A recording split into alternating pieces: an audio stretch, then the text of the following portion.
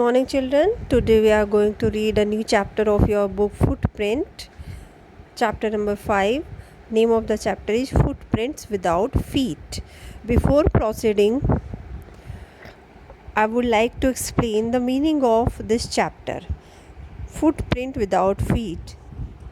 As you can take idea from the name of the chapter, footprint means पैरों के निशान, without feet बिना पैर के, यानी फुटप्रिंट बिना पैरों के, उनके निशान, पैरों के निशान। तो ये स्टोरी है एक ऐसे साइंटिस्ट की, ग्रिफिन की, जो कि एक ऐसा इन्वेंशन करता है, एक ऐसी मेडिसिन बनाता है जिससे वो इनविजिबल हो जाता है। तो उसकी लाइफ का ही ये इंसिडेंस है। आइए पढ़ना शुरू करते हैं। The two boys started in surprise at the fresh muddy imprints of a pair of bare feet. Bare feet मतलब नंगे पैर. What was a barefooted man doing on the steps of a house in the middle of London? And where was the man? दो बच्चे हैं, वो बहुत ज़्यादा surprise होते हैं क्योंकि उन्हें मडी इम्प्रिंट मतलब पैरों के निशान, ऐसे नंगे पैरों के निशान दिखाई देते हैं और सिर्फ उन्हें नंगे पैरों के निशान दिखते हैं, वह इंसान नहीं दिखाई देता जिसके वो पैरों के निशान हैं। तो वो बहुत सरप्राइज होते हैं कि लंदन में ये पैरों के निशान कहाँ से आए और वो मैन कहाँ है जिसके ये पैरों के निशान हैं। As they gaze a remarkable sight met their eyes. Gaze मतलब ध्यान से देखने पर। जब वो ध्यान से देखते हैं तो उन्हें पता चलता है कि a fresh foot mark appeared from nowhere, कि अभी अभी एक नया पैर का निशान अपीयर्ड होता है, बनता है, प्रकट होता है। Further footprint followed one after another, और एक के बाद एक नए पैरों के इम्प्रेशन, पैरों के निशान बनते हुए चले जाते हैं। Descending the steps and progressing down the street, और वो जो स्ट्रीट है उस पर नीचे की तरफ बढ़ते हुए दिखाई दे रहे हैं। The boys followed fascinated until the muddy impression became फेंटर and फेंटर, at the last disappeared all together. वो बॉय, जो लड़के हैं, उसको फॉलो करते हैं, पीछा करते हैं उन पैरों के निशान का, और वो बहुत ज़्यादा फैसिनेटेड मतलब बहुत ज़्यादा इस चीज़ के लिए आकर्षित हैं कि ये जो पैरों के निशान है, कीचड़ से बने हुए पैरों के निशान हैं, वो उनका तब तक पीछा करते हैं जब तक कि वो धीरे धीरे हल्के होते हैं, फेंटर एंड फेंटर, हल्के होते चले जाते हैं और फिर गायब हो जाते हैं। The explanation of mystery was really simple enough. इस रहस्य की, मिस्ट्री मतलब रहस्य, इस रहस्य का बहुत ही सिंपल सा एक्सप्लेनेशन था। जो ऑथर है वो कह रहा है कि बहुत ही सिंपल सा एक्सप्लेनेशन है। क्यों? The bewildered boy had been following a scientist who had just discovered how to make the human body transparent. तो जो बच्चे हैं जो कि बहुत ज़्यादा क्यूरियस हैं उन पैरों के निशान को लेकर, और वो बहुत कंफ्यूज भी हैं। तो bewildered मीन्स कंफ्यूज्ड, आश्चर्यचकित और कंफ्यूज हैं। वो किसका पीछा कर रहे हैं? वो एक साइंटिस्ट के पैरों के निशान का पीछा कर रहे हैं जिसने अभी अभी एक ऐसी मेडिसिन बनाई है, एक ऐसी खोज की है जिससे कि ह्यूमन बॉडी ट्रांसपेरेंट हो सकती है।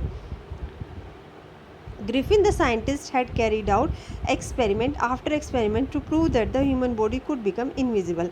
जो ग्रिफिन है वो एक साइंटिस्ट है और वो बहुत सारे एक्सपेरिमेंट करता है, प्रयोग करते हैं बहुत सारे, और ये प्रूव कर देता है कि ह्यूमन बॉडी को इनविजिबल यानी गायब किया जा सकता है, ट्रांसपेरेंट किया जा सकता है। इनविजिबल मीन्स गायब।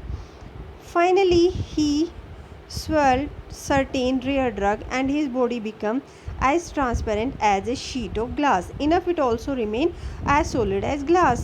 और फाइनली वो एक ऐसी दवाई बना लेता है जिससे कि उसकी बॉडी ट्रांसपेरेंट हो जाती है और वो ग्लास की तरह कठोर भी बन जाती है, स्टिफ, सॉलिड। ब्रिलियंट साइंटिस्ट दो ही वॉज, हालांकि वो बहुत ही ब्रिलियंट होता है, जो बहुत ज़्यादा एक्स्ट्रा ऑर्डिनरी इंटेलिजेंट हो उसको हम बोलते हैं ब्रिलियंट।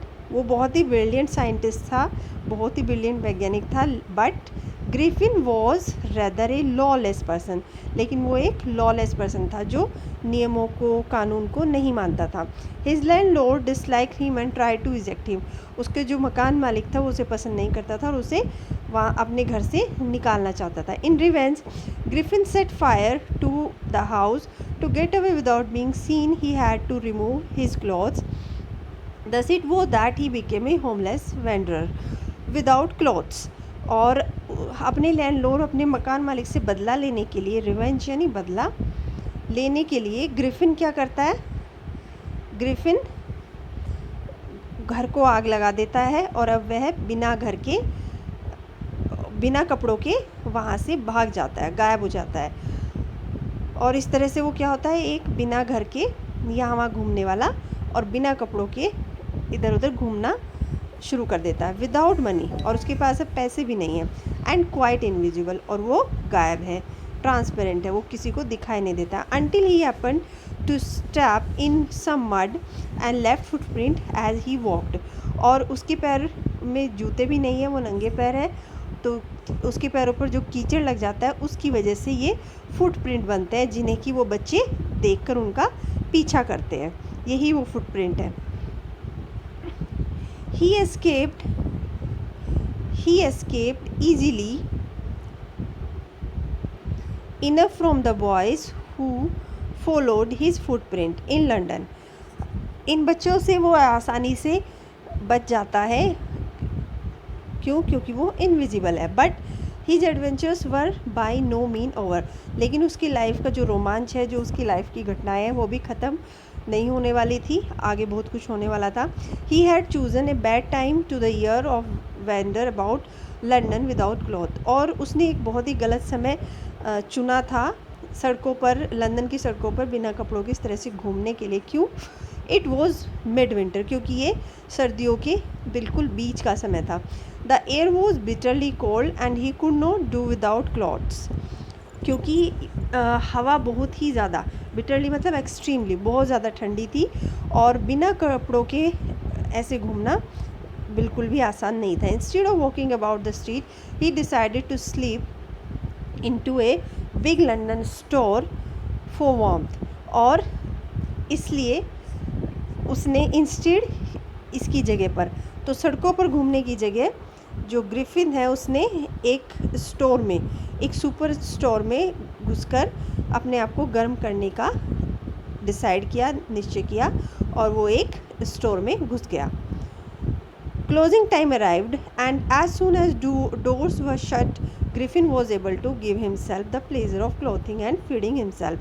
और जो स्टोर के बंद होने का समय आ गया था, जैसे ही स्टोर की जो डोर है वो बंद हुई, ग्रिफिन अब खुद को आराम देने के लिए और आनंद देने के लिए तैयार था.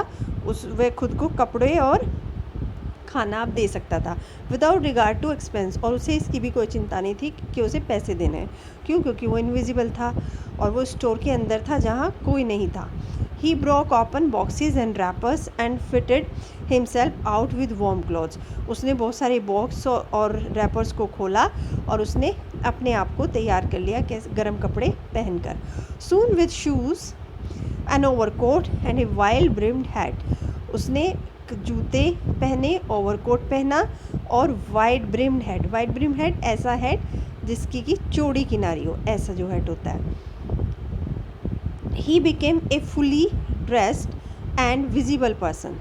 अब वह पूरी तरह से कपड़ों में और दिखने वाला इंसान था, विजिबल, दृश्य.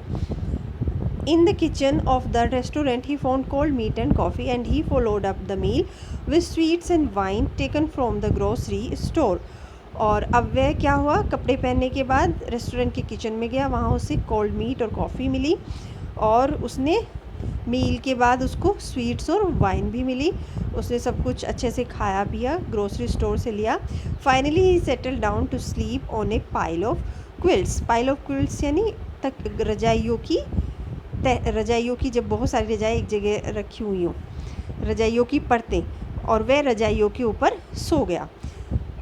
If only Griffin has manage to wake up in good time all might have been well. अगर ग्रिफिन सही टाइम पर उठ जाता, यानी सुबह अगर जल्दी उठ जाता तो सब कुछ अच्छे से हो जाता। बट क्योंकि वो थका हुआ था और उसे वहाँ गर्म वेदर मिला, कपड़े मिले और खाना मिला, इसलिए वो सो गया। As it was he did not wake up until the assistant were already arriving next morning. और क्योंकि वह जल्दी नहीं उठ पाया तो जो स्टोर के असिस्टेंट थे वो स्टोर में आ गए। नेक्स्ट मॉर्निंग वो स्टोर में आ गए। When he saw a couple of them approaching, जैसे ही उन लोगों ने उसे वहाँ देखा, क्योंकि उसने अब कपड़े पहने हुए थे इसलिए वो विजिबल था, तो वो उसकी तरफ बढ़े। He panicked and began to run. Panic मतलब डरना, वह घबरा गया और उसने दौड़ना शुरू कर दिया। दे नेचुरली गिव चेज, और नॉर्मली जैसे होता है ह्यूमन बिहेवियर, उन लोगों ने उसका पीछा किया। In the end he was able to escape only by quickly taking off his newly found cloth.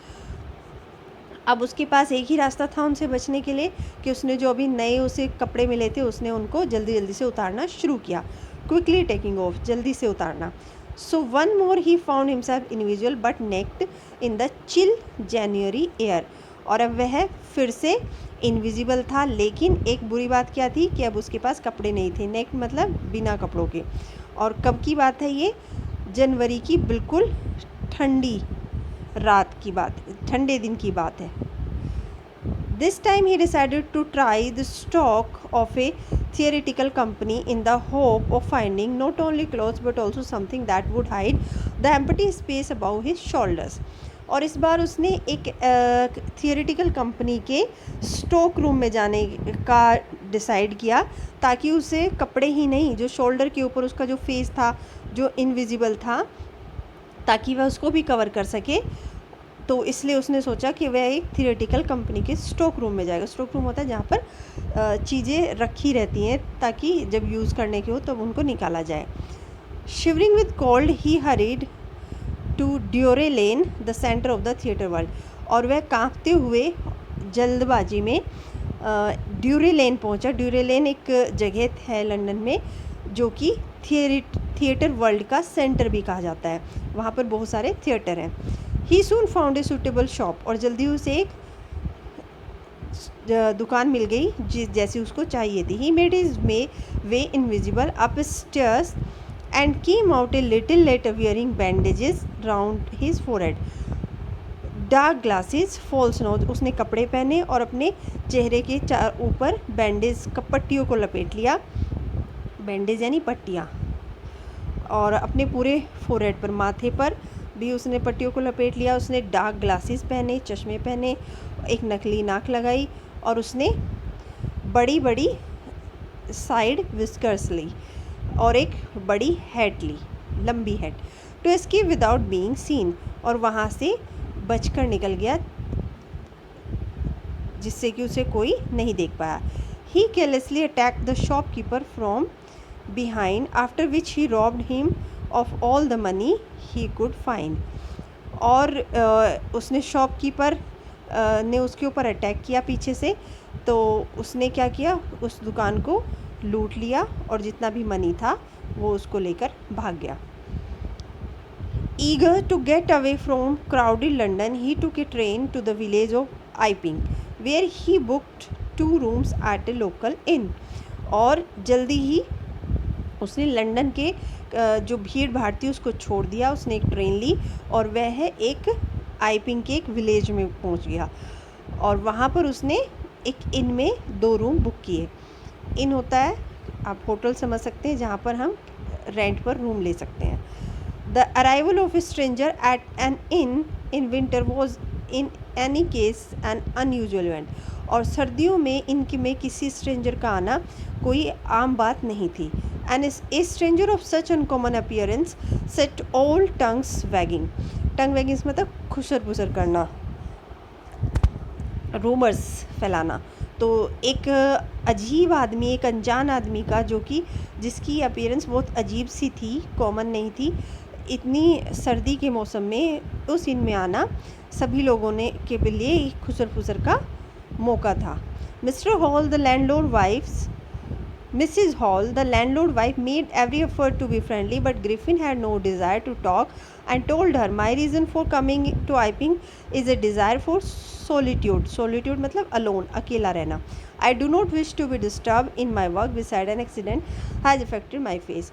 तो जो मिसेस हॉल थी, लैंडलॉर्ड की वाइफ, वो ग्रिफिन के साथ फ्रेंडली होने की कोशिश करती है, बट ग्रिफिन जो है वो बिल्कुल भी उससे बात करना नहीं चाहता है और बोलता है कि मेरा आइपिंग में आने का एक ही मतलब है कि मैं अकेला रहना चाहता हूँ. सॉलिट्यूड मतलब अलोन, अकेला, और कोई भी मुझे मेरे काम में डिस्टर्ब ना करे, मुझे बिल्कुल पसंद नहीं है कि, और मेरा फेस एक दुर्घटना में अफेक्टेड हो गया है, इसलिए मैं ये बैंडेज अपने ऊपर कवर करके रखता हूँ.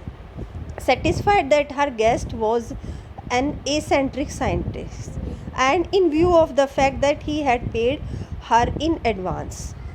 लेकिन उसकी अजीब सी हरकतें होने के बाद भी, और मिसेस हॉल उसको वहाँ रहने की परमिशन देती है. क्यों? क्योंकि वो एडवांस में ही सारा अपना किराया पे कर चुका होता. मिसेस हॉल ये मान लेती है कि जो उनका गेस्ट है वो एक अजीब एसेंट्रिक साइंटिस्ट है, अजीब है, और इस चीज़ को वो इग्नोर करती है. क्यों? क्योंकि उनका जो रेंट है वो एडवांस में मिल चुका है. Mrs Hall was prepared to excuse his strange habit and irritable temper, but the stolen money did not last long and presently Griffin had to admit that he had no more ready cash. He pretended however that he was expecting a cheque to arrive at any moment. लेकिन जो चोरी का पैसा है वो ज़्यादा दिन तक नहीं चल पाता है और वो ख़त्म हो जाता है, और ग्रिफिन को ये मानना पड़ता है कि अब उसके पास पैसा नहीं है. लेकिन वो इस तरह से प्रिटेंड करता है, इस तरह से एक्टिंग करता है जैसे कि उसका कोई चेक आने वाला है, वो किसी चेक का इंतज़ार कर रहा है जो कभी भी आ सकता है.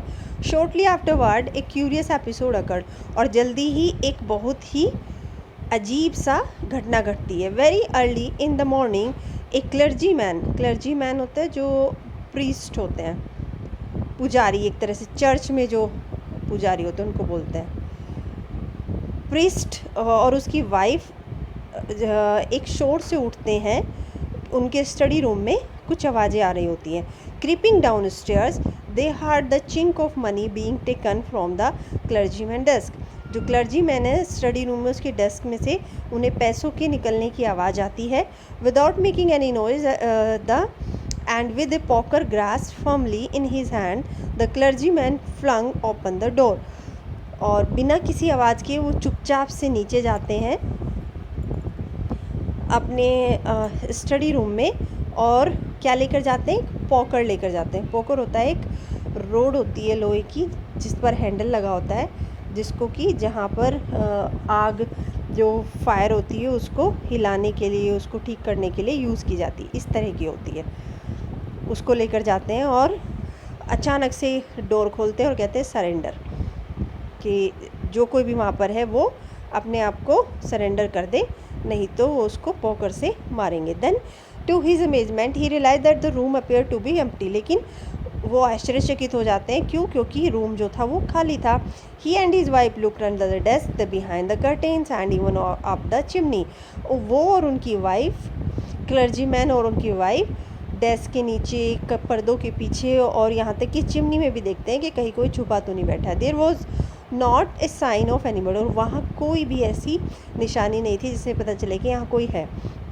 Yet the desk had been open and the housekeeping money was missing. But जो डेस्क थी वो खुली हुई थी और जो उनके घर खर्च के पैसे थे वो वहाँ से गायब थे. Extra ordinary affair the clergy man kept saying for the rest of the day. और पूरे दिन क्लर्जी मैम जो है वो ये कहते रहते हैं कि बहुत ही अजीब सी ये बात है, बहुत ही अजीब सी ये घटना है. But it was not the extraordinary as the behaviour of Mrs Hall's furniture a little later that the morning. लेकिन सिर्फ यही अजीब नहीं था. क्यों? क्योंकि मिसेस हॉल के घर में भी उनका जो फर्नीचर था वो अजीब तरीके से बिहेव करना शुरू कर देता है. The landlord and his wife were up very early and were surprise to see the scientist door wide open. सुबह जब लैंडलॉर्ड, मिसेस हॉल और मिस्टर हॉल उठते हैं तो वो देखते हैं, उन्हें सरप्राइज़ मिलता है कि जो साइंटिस्ट है उसकी रूम का डोर ओपन है. Usually it was shut and locked, क्योंकि जनरली जो होता है सामान्यतः ये बंद रहता है. And he was furious to if any one entered his room the, और फ्यूरियस मतलब बहुत ज़्यादा गुस्सा होना। और जो ये था साइंटिस्ट, अगर कोई उसके रूम में एंटर करता था तो वो बहुत ज़्यादा गुस्सा हो जाता था। The opportunity seem too good to be missed, they peeped round the door, saw nobody and decide to investigate. ये बहुत अच्छा समय था उसके रूम को चेक करने का।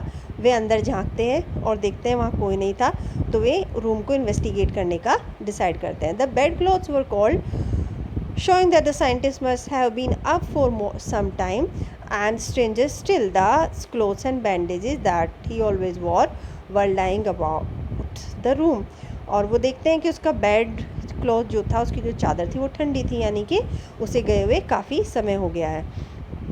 और एक और अमेजिंग होता है, कुछ स्ट्रेंज होता है कि जो बैंडेज वो हमेशा पहने रखता था और क्लोथ्स वो वहीं रूम में ही पड़े हुए हैं। All of sudden Mrs Hall heard sniff no close to her ear. और इस सब के साथ ही अचानक मिसेज हॉल को किसी के सांस लेने की आवाज़ आती। स्निफ मतलब सांस की आवाज़, ब्रीदिंग नॉइज़।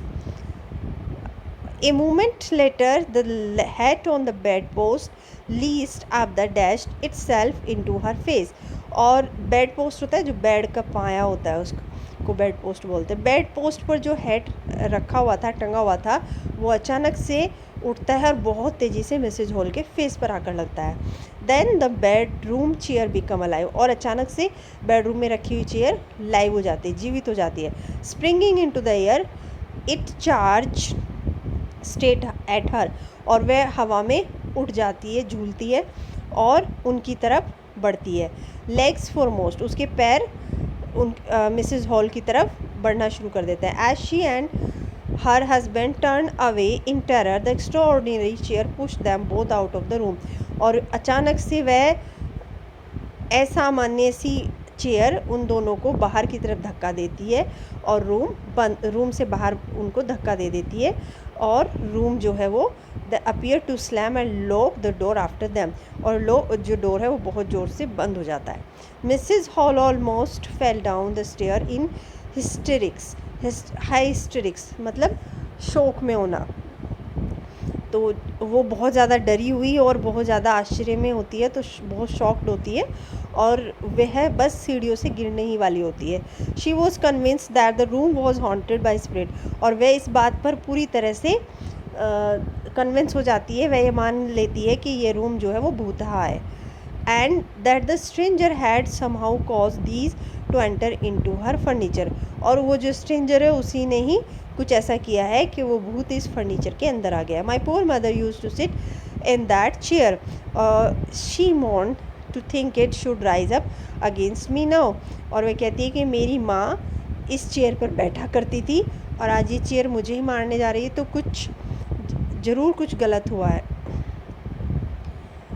द फीलिंग, मैंने ज़रूर कोई गलती की है। The feeling among the neighbours was that the trouble was cause by witchcraft. और गांव के में जो उसके पड़ोसी होते हैं मिसेज हॉल के, वो मिसेज हॉल के पड़ोसी वो ये मानते हैं कि ये किसी जादूगरनी, विचक्राफ्ट जो जादूगरनी चुड़ैल होती है उसका काम है। But witchcraft are not. When news of the burglary at the clergyman home became known. लेकिन यह कोई चुड़ैल नहीं है। जब वह ये घटना क्लर्जीमैन के हाउस में हुई चोरी के बारे में सुनते हैं, the strange scientist was strongly suspected of having had a hand in it. तो वे ये मानते हैं कि ये सारा काम जो है विचक्राफ्ट ने नहीं बल्कि उस स्ट्रेंज साइंटिस्ट ने किया है। सबको उसी पर शक होता है। The suspicion grew even stronger when they suddenly produced some ready cash, though he had admitted not long before that he had no money। और ये जो शक था ये और पक्का हो जाता है जब जो साइंटिस्ट है वो उनको किराया देता है। क्यों? क्योंकि अभी उसके पास कोई पैसा नहीं था और अचानक से उसके पास पैसे आ जाते हैं। The village constable was secretly sent for. और सब चुपचाप से गुपचुप तरीके से जो गांव का कांस्टेबल है उसको बुलाते हैं। Instead of waiting for the constable, Mrs Hall went to the scientist who had somehow mysteriously appeared from his empty bedroom. लेकिन जो मिसेज हॉल है वो कांस्टेबल के आने का वेट नहीं करती है और वो साइंटिस्ट के पास जाती है और ये जो सब रहस्यमय घटनाएं होती हैं इनके बारे में उससे जानना चाहती है, उससे पूछना चाहती है। I want to know what you have been doing in my chair is up stair. और वो कहती है मैं जानना चाहती हूँ कि तुम मेरी चेयर के साथ यहाँ क्या कर रहे हो। She demanded and I want to know how it is you came out of an empty room and how you entered a lock room. और मैं तुमसे ये जानना चाहती हूँ कि तुम एक खाली और बंद रूम में कैसे आ गए। The scientist was always quick tempered. जो साइंटिस्ट था वो क्विक टेम्पर्ड, जिसे बहुत जल्दी गुस्सा आ जाता हो। क्विक टेम्पर्ड था, उसे बहुत जल्दी गुस्सा आ जाता था। नाउ ही बिकेम फ्यूरियस, और वो अब वह बहुत ज़्यादा क्रोधित हो गया था। यू डोंट अंडरस्टैंड हु और वॉट आई एम। तुम नहीं समझ रही हो मैं कौन हूँ। ही शाउटेड, वह चिल्लाया। Very well I will show you. ठीक है, मैं अब तुम्हें दिखाता हूँ। Suddenly he threw off bandages, whiskers, spectacles and even nose. और अचानक से वह सारी बैंडेज, विस्कस, स्पेक्टिकल्स और वो जो नकली नोज उसने लगाई थी वो सब वो उतार कर फेंक देता है। It took him only a minute to do, और उसे केवल 1 मिनट लगती है सब करने में।